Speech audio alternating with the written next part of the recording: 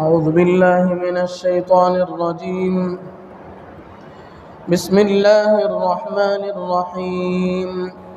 ومن لم يستطع منكم طولا أن ينكح المحصنات المؤمنات فمما ملكت أيمانكم من فتياتكم المؤمنات والله أعلم بإيمانكم بعضكم من بعض فانكحوهن بإذن أهلهن وآتوهن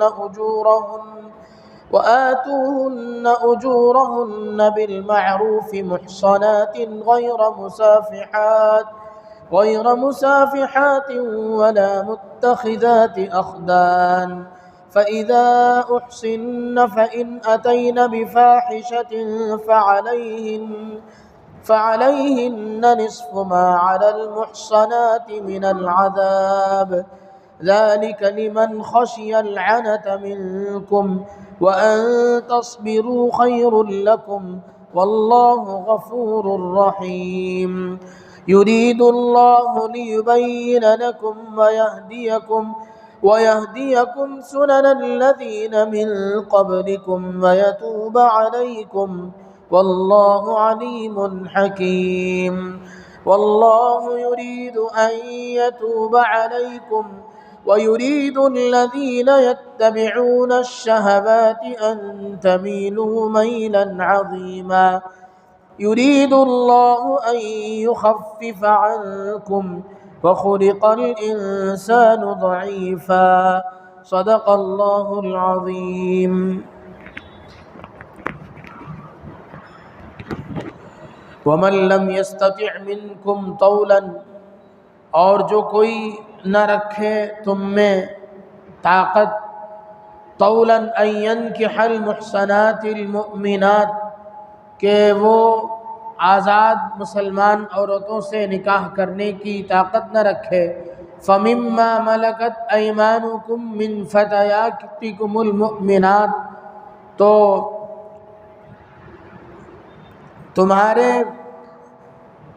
مؤمن باندیوں میں سے نکاح کر لیں. واللہ اعلم بایمانکم، اللہ تبارک و تعالیٰ کو معلوم ہے تمہارے ایمان کی سطح. بعضکم من بعض، تم آپس میں ایک ہو. فانکحوہن باذن اہلہن، سو ان سے نکاح کرو ان کے مالکوں کی اجازت سے. وآتوہن اجورہن بالمعروف، اور ان کا مہر دستور کے موافق ان کو ادا کرو. محصنات غیر مسافحات ولا متخذات اخدان، درحالے کہ وہ نکاح میں رہنے والیاں پاک دامن ہوں.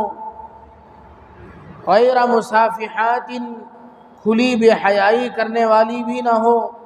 ولا متخذات اخدان، چوری چھپے دوستی کرنے والی بھی نہ ہو. فإذا أحسن فإن أتين بفاحشة، پھر جب کوئی باندی نکاح میں آ جائے اور پھر اس سے بے حیائی کا کوئی کام صادر ہو، فعليهن نصف ما على المحصنات من العذاب، تو ان باندیوں پر عذاب کا آدھا حصہ ہے، اس عذاب کا آدھا حصہ ہے جو آزاد عورتوں کو دیا جاتا ہے. ذالک لمن خشی العنت منکم، یہ اس واسطے ہے کہ جو کوئی تم میں سے ڈرے تکلف میں پڑنے سے. وان تصبروا خیر لکم، اور اگر تم صبر کرو تو تمہارے لیے بہتر ہے. واللہ غفور الرحیم، اللہ تبارک و تعالی بخشنے والے ہیں، رحم کرنے والے ہیں. یرید اللہ لیبین لکم ویہدیکم سنن الذین من قبلکم ویتوب علیکم، اللہ رب العزت چاہتے ہیں کہ تمہارے سامنے بیان کریں اور تمہارے سامنے گزشتہ لوگوں کے واقعات کو بیان کریں. وَيَتُوبَ عَلَيْكُمْ، اور تمہیں معاف کریں. وَاللَّهُ عَلِيمٌ حَكِيمٌ، اللہ تبارک و تعالی جاننے والا اور حکمت والا ہے. وَاللَّهُ يُرِيدُ أَن يَتُوبَ عَلَيْكُمْ، اللہ تبارک و تعالی چاہتا ہے کہ تم پر متوجہ ہو. وَيُرِيدُ الَّذِينَ يَتَّبِعُونَ الشَّهَوَاتِ أَن تَمِيلُوا مَيْلًا عَظِيمًا، اور جو لوگ لگے ہوئے ہیں شہوتوں کی پیچھے، اپنے مزوں کے پیچھے، وہ چاہتے ہیں کہ تم مکمل پھر جاؤ، راہ حق سے ہٹ جاؤ۔ یرید اللہ ان یخفف عنکم وخلق الانسان ضعیفا، اللہ تبارک و تعالیٰ چاہتا ہے کہ تم پر بوجھ ہلکا کرے، اور اللہ نے انسان کو کمزور بنایا ہے۔ بزرگان محترم، عزیز ساتھیوں، یہ سورہ نساء کی چند آیتیں ہیں۔ ان آیات میں اس سے پہلے جو آیتیں گزری ان میں اور ان آیتوں میں اللہ تبارک و تعالیٰ نے نکاح سے متعلق باتیں بیان فرمائی۔ نکاح کو شریعت مطہرہ نے کتنا آسان سے آسان بنا رکھا ہے، اور نکاح کن سے جائز ہے کن سے جائز نہیں ہے وہ تفصیلات اوپر سے آ رہی تھیں۔ یہاں اللہ تبارک و تعالیٰ نے ایک آپشن دیا ہے مسلمانوں کو۔ یہ اس زمانے کے حساب سے نہیں، پہلے زمانے کے حساب سے یہ چیز ہے۔ جس زمانے میں پوری دنیا میں غلام باندیوں کا رواج تھا، دنیا میں انسان بیچے اور خریدے جاتے تھے، جنگیں ہوتی تھیں، جنگ میں جو لوگ پکڑے جاتے تھے، جو ٹیم غالب ہو جاتی تھی، وہ اپنے مقابل کے لوگوں کو قید کر کے لاتے تھے۔ ان میں سے بعض کو آزاد کرتے تھے، بعض کو قتل کر دیتے تھے، بعض کو قید میں رکھتے تھے، اور بعض کو امیر المؤمنین جو ہوتا ہے یا حاکم وقت ہوتا ہے یا دوسرے مذاہب کے اعتبار سے جو ان کے لیڈر ہوتے تھے، وہ لوگ انسانوں کو اپنے مجاہدین پر، اپنے جنگجوؤں پر تقسیم کر دیتے تھے۔ اس طرح سے انسان غلام بنایا جاتا تھا۔ مرد ہو تو غلام کہتے تھے، عورتیں ہو تو باندی کہلاتی تھی۔ یہ رواج پوری دنیا میں تھا۔ اسلام نے بھی اسے ایکسیپٹ کیا، اسلام نے بھی اسے قبول کیا، اور اس وقت اس سے متعلق جو شریعت مطہرہ کے مطابق اور فطرت کے موافق جو احکامات ہو سکتے ہیں وہ بیان فرمائے۔ اور غلام کو آزاد کرنا، غلام کو آزاد کرنے پر بے شمار اجر اور ثواب بتلایا ہے، اور کسی طریقے سے ہر غلام کو آزاد کرنے کے راستے بتلائے شریعت نے، کہ آدمی غلامی میں نہ رہے، عورت باندی بن کر کے نہ رہے، آزاد زندگی گزارے۔ قانون کے اعتبار سے، لڑائی کے جنگوں کے قانون کے اعتبار سے تو قید کو، غلامی کو، باندی ہونے کو تو شریعت نے جائز قرار دیا، روا رکھا، لیکن غلام بن کر کے زندگی گزارنا یا کسی کو اپنی غلامی میں رکھے رہنے کو پسند نہیں فرمایا۔ اور اگر غلام کو شرعاً اجازت بھی دی تو پھر اس کے ساتھ بہت حسن سلوک کی تاکید فرمائی، جو چیزیں دوسرے مذاہب میں دیکھنے کو نہیں ملتی تھی۔ اب یہاں مسلمان اس زمانے کے حساب سے اللہ تبارک و تعالیٰ نے دین اسلام، چونکہ دین فطرت ہے، اس میں فطرت کا خیال رکھا گیا ہے، نیچر کا خیال رکھا گیا ہے، تو انسان کو اللہ تبارک و تعالیٰ نے ایسا بنایا، ایسا کریٹ کیا، اور اس کی تخلیق ایسے فرمائی اللہ نے کہ اس کے اندر بہت ساری کمزوریاں رکھی، بہت ساری ایسی چیزیں رکھی جن کی وجہ سے انسان کمزور کہلایا جانے لگا۔ اس کے اندر شہوت رکھی، اس کے اندر حرص رکھی، لالچ رکھی، بہت ساری کمزوریاں۔ انسان کے اندر شہوت کا مادہ رکھا اور اس کے پورا کرنے کے جائز طریقے بتلائے کہ آدمی اپنی شہوانی خواہش کو جائز طریقے سے کیسے پورا کر سکتا ہے۔ اور نہ صرف یہ کہ اس کی اجازت دی، بلکہ شریعت نے اس کی تاکید فرمائی، نکاح پر ابھارا، اور جتنی چیزیں خلاف فطرت ہو سکتی ہیں، شہوانی خواہش کو پوری کرنے کے لیے جتنے راستے غلط ہو سکتے ہیں، ان سب کا سد باب کیا، ان سب کو روکا، ان سب کے خلاف آواز اٹھایا۔ مذہب اسلام نے ان کے خلاف آواز اٹھایا اور اس کے خلاف احکامات جاری فرمائے۔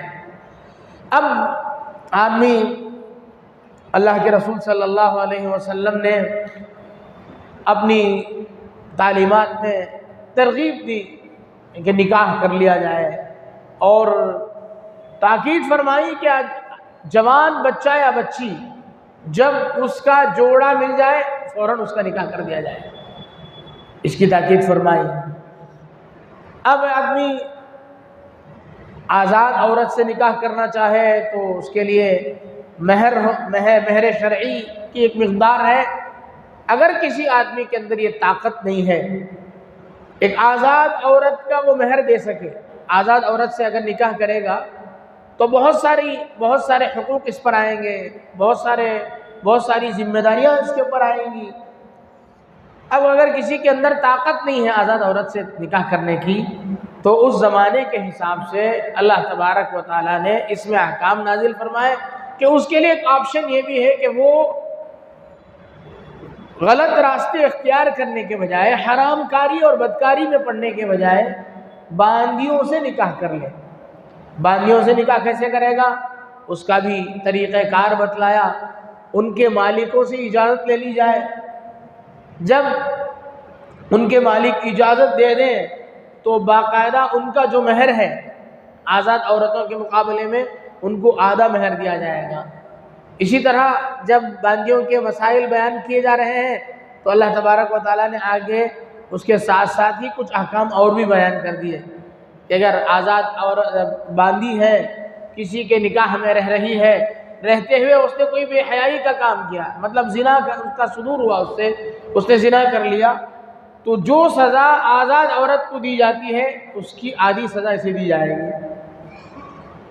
باندی ہو کر کے غیر شادی شدہ ہے تو 100 کوڑے غیر شادی شدہ آزاد عورت کو لگائے جاتے ہیں، یہاں 50 لگائے جائیں گے۔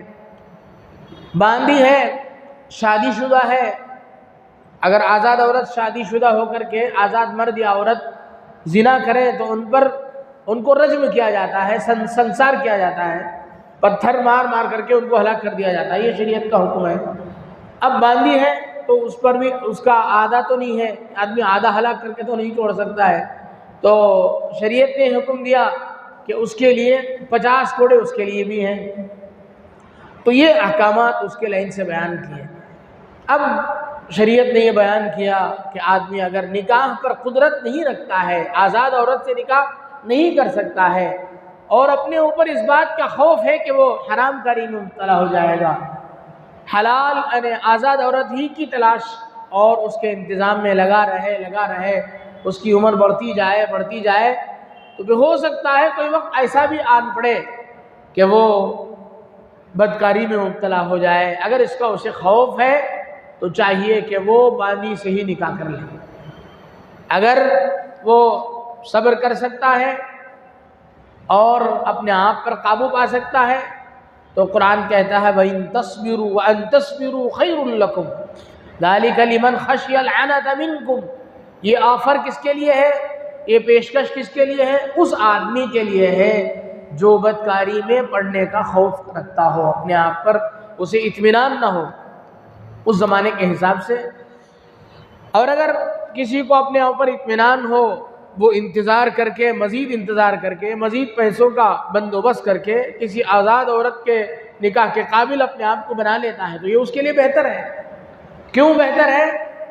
اس لیے کہ باندی سے اگر نکاح کرے گا اولاد ہوگی، اولاد ہونے کی صورت میں اولاد بھی جو اس کا مالک ہے، اس کی باندی جو اس کی منکوحہ ہے، اس کی بیوی ہے، کسی کی باندی ہے، وہ اس سے ہونے والی اولاد بھی اس کے مالک کا غلام بنے گی۔ اولاد اس کی اولاد نہیں بن سکتی، یہ اس کا مالک نہیں بنے گا۔ اور عورت کو اس نے جو مہر دیا اس کا بھی مالک اس کا آقا ہی بنے گا، عورت نہیں بنے گی۔ اور باندی چونکہ اسے اپنے آقا کے خدمت سے ہی فرصت نہیں ہوگی، تمہارے خدمت کے لیے مکمل فارغ بھی نہیں ہو سکتی، اور تمہاری اولاد کی تربیت بھی مکمل نہیں کر سکتی۔ بہت ساری پیچیدگیاں ہیں، پریشانی اور مشکل میں سے نکالنے کے لیے تمہیں اجازت تو شریعت نے دے دی، لیکن اسے پسند نہیں فرمایا، اور سب صاف شریعت نے بیان کر دیا کہ یہ چیز تمہارے لیے جائز تو ہے لیکن پسندیدہ نہیں ہے۔ تو یہ اس آیت کا خلاصہ ہے۔ فرمایا وَمَن لَّمْ يَسْتَطِعْ مِنكُمْ طَوْلًا أَن يَنكِحَ الْمُحْصَنَاتِ الْمُؤْمِنَاتِ فَمِمَّا مَلَكَتْ أَيْمَانُكُم مِّن فَتَيَاتِكُمُ الْمُؤْمِنَاتِ، تم میں سے جس کو اس بات پر قدرت نہ ہو کہ وہ آزاد عورت سے نکاح کرے تو چاہیے کہ وہ کسی باندی مؤمنہ باندی سے نکاح کرے۔ کافرہ باندی سے بھی، مکتوبہ اور کتابیہ باندی سے بھی نکاح کر سکتا ہے، لیکن بہتر ہے کہ مؤمنہ باندی سے نکاح کرے۔ اب آدمی کے اندر ایک طرح سے عار ہو سکتا ہے کہ میں آزاد آدمی ہوں، یہ باندی ہے، اس سے میں کیسے نکاح کروں؟ تو اللہ تبارک و تعالیٰ نے ایک جملہ ارشاد فرمایا تاکہ انسان کے اندر سے وہ عار نکالے۔ فرمایا واللہ اعلم بایمانکم، تم آزاد ہو، وہ غلام اور باندی ہے، وہ آزاد نہیں ہے۔ یہ صرف انسانوں کے اعتبار سے فرق ہے، ایمان کے اعتبار سے تم میں اور اس میں کوئی فرق نہیں۔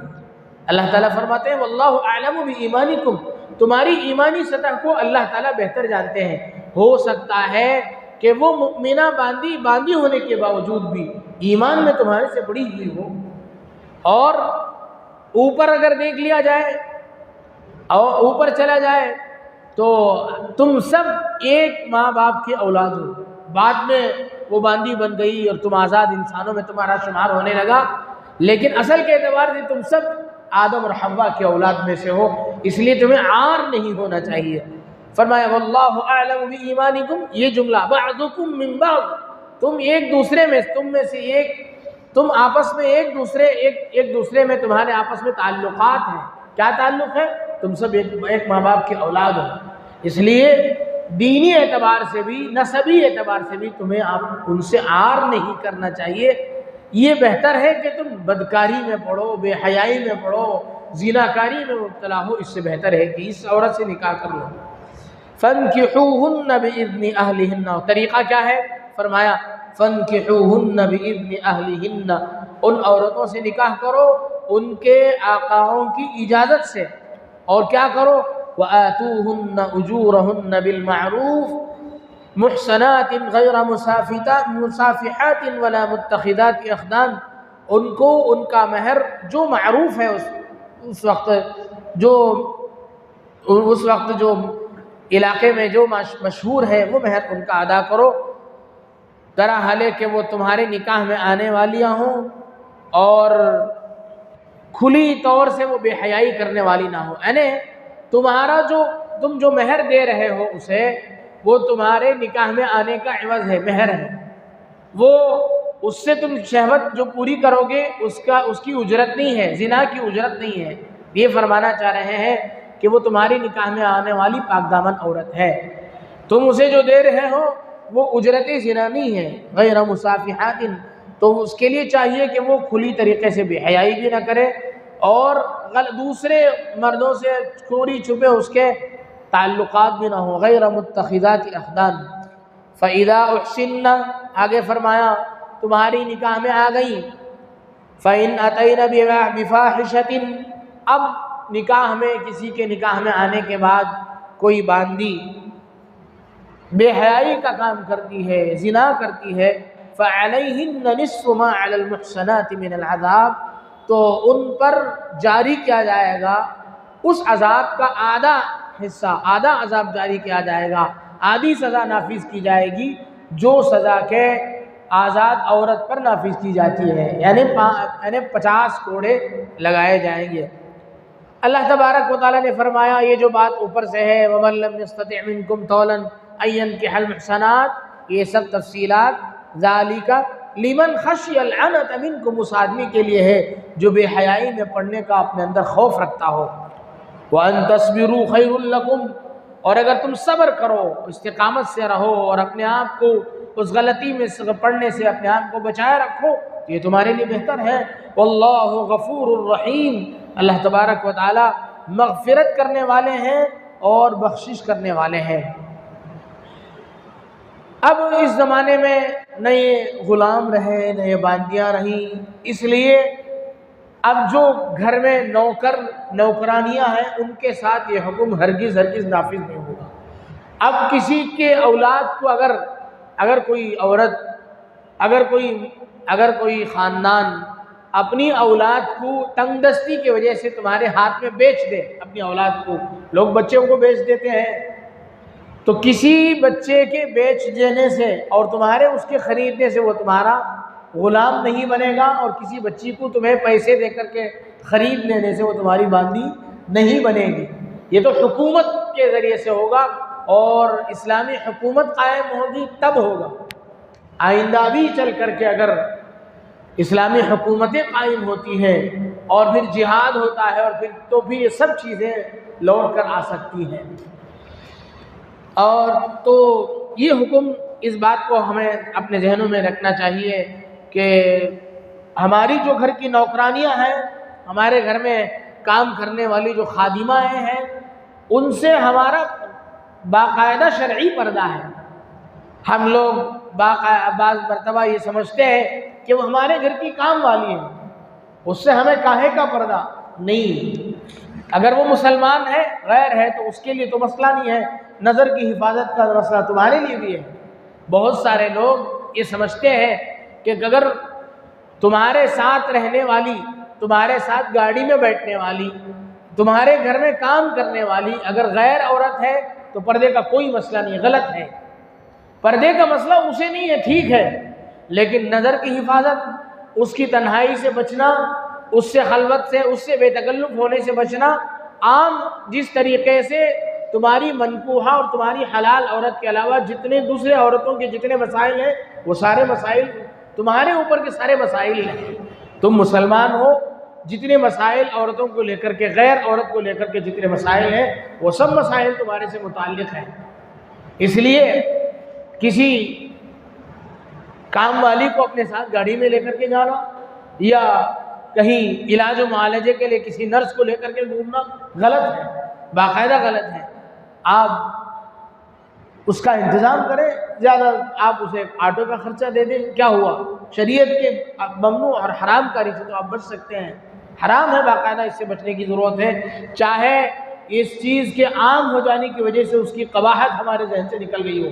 بہتوں مرتبہ ایسا ہوتا ہے کہ کوئی برا کام کسی معاشرے میں ابتداءً ہوتا ہے تو وہ برا نظر آتا ہے، اور جب لوگ دیکھتے رہتے ہیں، لوگ اس کے عادی ہو جاتے ہیں، تو پھر اس کی قباحت ختم ہو جاتی ہے۔ ہم سب سوچیں، غور کریں، کتنی برائیاں آج ہمارے اندر ایسی آ چکی ہیں، جیسے میز کرسی میں کھانا، میز کرسی میں بیٹھ کر کے کھانا، ڈائننگ ٹیبل میں بیٹھ کر کے کھانا، سنت کے خلاف ہے۔ آج مجبوریوں نے اس کی اجازت دے ہی دی گھروں میں، لیکن عام دعوتوں میں بھی اس کی قباحت ہی ختم ہو گئی۔ تصویر کشی، ایک زمانے میں ہم لوگ تصویر کشی کو حرام سمجھتے تھے، حالانکہ آج بھی حرام ہے۔ دارالفتاؤں کا فتویٰ ڈیجیٹل تصاویر کے سلسلے میں آج بھی حرام کا ہے، لیکن جتنی وہ چیز عام ہوتی چلی گئی، ہم لوگ آسانی کے ساتھ اپنے بچوں کے، اپنے گھر والوں کے خوشی کے، غم کے، تمام طرح کی تصاویر دھڑلے سے ہم کھینچتے ہیں، تصویر کشی کرتے ہیں، فوٹو بناتے ہیں، ہم سب بناتے ہیں، میں اور آپ سب ملوث ہیں اس میں، لیکن باقاعدہ حرام ہے۔ کسی برائی کے عام ہو جانے سے وہ برائی حلال نہیں ہو جاتی، اس بات کو ذہن میں رکھنے کی ضرورت ہے۔ تو یہ بات ہو گئی۔ آگے آیت میں اللہ تبارک و تعالی فرماتے ہیں کہ نکاح کو آسان کرنے کو لے کر کے، بے حیائی سے روکنے کو لے کر کے جتنے اقدامات شریعت نے کیے ہیں، مذہب اسلام نے جتنے سٹیپس اٹھائے ہیں، سب تمہاری بہتری کے لیے ہیں۔ کاہے کے لیے؟ یرید اللہ لیبین لکم ویہدیکم سنن الذین من قبلکم ویتوب علیکم۔ اللہ تبارک و تعالی پچھلے لوگوں کے واقعات، حضرات انبیاء کے واقعات تمہیں سنا کر تمہیں راہ راست دکھاتے ہیں۔ کاہے کے لیے دکھاتے ہیں؟ تاکہ اللہ سے تم رجوع ہو، توبہ کرو۔ اللہ تعالیٰ جاننے والے اور حکمت والے ہیں، ہماری سب ویکنس کو جانتے ہیں، اللہ تعالیٰ ہماری ساری کمزوریوں سے واقف ہیں۔ آگے فرمایا واللہ یرید ان یتوب علیکم، اللہ تبارک و تعالیٰ چاہتے ہیں کہ تم اللہ کی طرف متوجہ رہو۔ اللہ تبارک و تعالیٰ چاہتے ہیں کہ اللہ تعالیٰ تمہارے اوپر متوجہ رہیں اور تمہاری توبہ قبول کرتے رہیں، لیکن دنیا میں ایسی تحریکیں اور ایسی تنظیمیں کام کر رہی ہیں اور ایسے اشخاص، افراد، ایسی جماعتیں کام کر رہی ہیں جو باقاعدہ اس بات پر تلی ہوئی ہے کہ کسی نہ کسی طریقے سے انسان کو بے حیائی پر ڈھکیل دے، انسان کے اندر حیا نکال دے۔ ہر زمانے میں اپنے اپنے زمانے کے حساب سے، پہلے زمانے میں یہ چیز بے حیائی کے مناظر کو دیکھنا، بے گندی فلموں کو دیکھنا بڑا مشکل کام تھا۔ کسی نوجوانوں کے، کسی جماعت کو، کسی ٹیم کو اگر غلط قسم کی موویز دیکھنے ہوتے تھے تو ان کو انتظار کرنا پڑتا تھا کہ گھر خالی ہو، پورے رشتہ دار سب کچھ چلے جائے کہیں، اور پھر کہیں سے جا کر کے جو گندی فلموں کی جو سیڑیاں ملتی تھی اسے لا کر کے اپنے گھروں میں ڈال کر کے بند کمرے میں دیکھتے تھے۔ لیکن آج یہ حیاسوز مناظر اتنے آسان ہو گئے کہ ایک طرف ماں سوئی ہوئی ہے اور ایک طرف باپ سویا ہوا ہے، درمیان میں سونے والا نوجوان لڑکا اپنا اوڑھنا اوڑھ کر کے اپنے موبائل سے وہ سارے مناظر دیکھ لیتا ہے جو کسی زمانے میں مشکل سے مشکل ترین کام تھا۔ آج یہ سارے مناظر ہمارے لیے آسان کیوں؟ ایسی تنظیمیں اور تحریکیں باقاعدہ کوشش میں لگی ہوئی ہے کہ کسی طریقے سے انسان کو بے حیا سے بے حیا بنا دیا جائے۔ پہلے زمانے میں کیسٹیں چلتی تھیں، اس کے لیے باقاعدہ رسالے نکلتے تھے جس میں گندی کہانیاں ہوتی تھیں، فحش مناظر ہوتے تھے۔ آج اس کے لیے ویب سائٹ بنے ہوئے ہیں، آج اس کے لیے بہت ساری چیزیں بنی ہوئی ہیں، انٹرنیٹ میں بہت سارے مناظر پھیلائے جا رہے ہیں تاکہ نوجوان گندا ہو جائے اور تباہ ہو جائے۔ کیوں؟ وجہ کیا ہے؟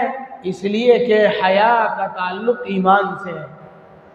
مومن آسانی کے ساتھ ایمان سے نکل سکتا ہے جب وہ حیا کا دامن اپنے ہاتھ سے چھوڑ دے۔ جب حیا کو اپنے ہاتھ سے جس وقت ایک مومن بندہ جانے دے گا اور بے حیائی کو معمولی چیز سمجھنے لگے گا، ایمان اس کا نتیجہ یہ ہوگا کہ وہ ایمان سے بھی ہاتھ دھو بیٹھ سکتا ہے۔ بہت سارے واقعات اس کے مشاہد ہیں، اس پر شاہد ہیں، اس کے گواہ ہیں کہ آدمی بے حیا ہوتا ہے اور ہوتے ہوتے پھر ایمان سے بھی ہاتھ دھو بیٹھتا ہے۔ اس لیے ہمیں ان سب چیزوں سے بچنے کی ضرورت ہے۔ اللہ کے رسول صلی اللہ علیہ وسلم نے حدیث میں جا بجا ارشاد فرمایا، الحیاء والایمان قرنا جمیعا، ایمان اور حیا دونوں ایک ساتھ چلنے والی چیزیں ہیں۔ اگر ایک چیز ان میں سے ختم کر دی جائے، ان اخذ احدهما رفع الاخر، او کما قال علیہ الصلوۃ والسلام، اگر ایک چیز کو ختم کر دیا جائے، حیا کو ختم کر دیا جائے، ایمان بھی وہاں سے چلا جاتا ہے۔ اللہ کے رسول صلی اللہ علیہ وسلم نے ایک دوسری جگہ ارشاد فرمایا، الحیاء من الایمان، حیا ایمان کا ایک بڑا حصہ ہے۔ دوسری ایک اور حدیث میں الایمان بضع وسبعون شعبۃ، ایمان کے 70 سے زیادہ شعبے ہیں، والحیاء شعبۃ من الایمان، اور حیا بھی ایمان کا ایک شعبہ ہے۔ اور ایک حدیث میں فرمایا، اذا لم تستحی فافعل ما شئت، جب تو حیا کو چھوڑ دے، جب تو بے حیا ہو جائے تو جو چاہے کر، بے حیا باش ہر چه خواهی کن، بے حیا ہو جا اور جو چاہے کر لے، کوئی پرواہ نہیں۔ ہم انبیاء کرام علیہ السلام کی سنتیں، متفقہ سنتوں میں سے 4 چیزیں ہیں جن میں سب سے پہلی چیز حیا ہے۔ سارے انبیاء کرام علیہ السلام با حیا انسان تھے، بے حیائی کسی نبی کے اندر پائی نہیں جاتی تھی۔ خوشبو کا استعمال کرنا، مسواک کا استعمال کرنا اور نکاح کرنا، 4 چیزیں ایسی ہیں جو حضرات انبیاء کرام علیہ السلام کی عادات میں سے تھی، ان کے اخلاق، ان کے اختیار کردہ طریقوں میں سے تھی۔ اس لیے ہمیں چاہیے کہ ہم نکاح کی آسان ہونے کی جتنی شکلیں ہیں شریعت نے ان سب کو آسان کیا ہے، اور ہم نکاح کو آسان سے آسان تر کریں گے، اور اس کی جو پریشانیاں، اس کی جو دشواریاں معاشرے نے، سماج نے پیدا کر دی ہیں، ان کو اپنے ہاتھ سے چھوڑیں گے، تب جا کر کے نکاح آسان ہوگا، اور جب نکاح آسان ہوگا تو زنا مشکل سے مشکل تر ہو جائے گا، ورنہ اس کا الٹا ہو جائے گا۔ ہم جتنا آج زنا عام ہو چکا ہے اور آسان سے آسان تر ہو چکا ہے، اور بہت ساری چیزیں ایسی ہیں جس میں جوانوں کو کھلی اجازت ہے۔ آج نوجوان اگر اب چاہا تو آج رات کو بھی کسی بھی غلط کام سے غلط کاری میں مبتلا ہو سکتا ہے، کوئی گارنٹی نہیں ہے۔ تو آسانی کے ساتھ، اور شہوت پوری کرنے کے پہلے ایک راستے دو راستے تھے، اب ہزاروں راستے ہیں، ہزاروں راستے دنیا نے بے حیائی کے بہت سارے راستے کھول دیے۔ شریعت نے اس بات کا خیال رکھا کہ بے حیائی کے چھوٹے چھوٹے اسٹیپ سے منع کیا۔ سب سے پہلا اسٹیپ نگاہ، اس پر پابندی لگائی۔ غضوا ابصارهم قل للمؤمنین یغضوا من ابصارهم وقل للمؤمنات یغضضن من ابصارهن۔ مؤمن مردوں کو، مؤمن عورتوں کو الگ الگ خطاب کر کے حکم دیا گیا، اپنی نگاہوں کو نیچی رکھیں۔ نگاہ کو النظر سهم من سهام ابلیس فرمایا، نگاہ شیطان کے تیروں میں سے ایک تیر قرار دیا۔ اور اسی طرح ادھر عورت کو خوشبو لگا کر کے باہر نکلنے کو زنا قرار دیا، اور فرمایا جب کوئی عورت بن سور کر کے باہر نکلتی ہے تو شیطان اس کی طاق میں رہتا ہے، استشرفہ الشیطان، جو طاق میں لگا رہتا ہے کسی نہ کسی طریقے سے اسے غلط کاری میں مبتلا کرے۔ تو شریعت نے بہت ساری چیزیں ایسی پابندیاں عائد کی کہ آدمی کو کسی طریقے سے غلط کاری سے، بدکاری سے بچائے۔ اسی کو فرمایا یرید الذین یتبعون الشہوات ان تمیلوا میلا عظیما۔ دنیا میں جو لوگ شہوتوں کے پیچھے پڑے ہیں، لوگوں کو شہوتوں میں ڈھکیلنا چاہتے ہیں، ان لوگوں کی خواہش ہے کہ تم پوری طریقے سے برباد ہو جاؤ۔ ان تمیلوا میلا عظیما۔ اب اللہ کیا کرتے ہیں؟ یرید اللہ ان یخفف عنکم، اللہ تبارک و تعالی یہ چاہتے ہیں کہ تم پر بوجھ ہلکا کرے۔ انسان کو اللہ نے کمزور پیدا کیا، اب اللہ تعالیٰ اس کے اندر جو کمزوریاں ہیں اس کے بوجھ کو ہلکا کرنے کے لیے اللہ نے حلال راستے اللہ نے مہیا فرمائے۔ آدمی آزاد عورت کی طاقت بھی نہیں ہے تو کم از کم وہ باندھی سے بھی نکاح کر سکتا ہے، اس کا بھی آپشن اللہ نے رکھا۔ وَخُلِقَ الْإِنسَانُ ضَعِيفًا، اللہ تبارک و تعالیٰ نے انسان کو کمزور پیدا کیا ہے، لیکن کمزور پیدا کر کے ایسا ہی نہیں چھوڑ دیا، بلکہ اس کی کمزوری کو دور کرنے کے طور اور طریقے اور حلال راستے اللہ نے پیدا فرمائے۔ یہ ان آیات کا خلاصہ ہوا۔ اللہ تبارک و تعالیٰ سے دعا ہے کہ اللہ تبارک و تعالیٰ پورے کلام پاک کی ایک ایک آیت کو سمجھنے کی اور اس پر عمل کرنے کی، اسے دوسروں تک پہنچانے کی توفیق نصیب فرمائے۔ آمین۔ وآخر دعوانا الحمدللہ رب العالمین۔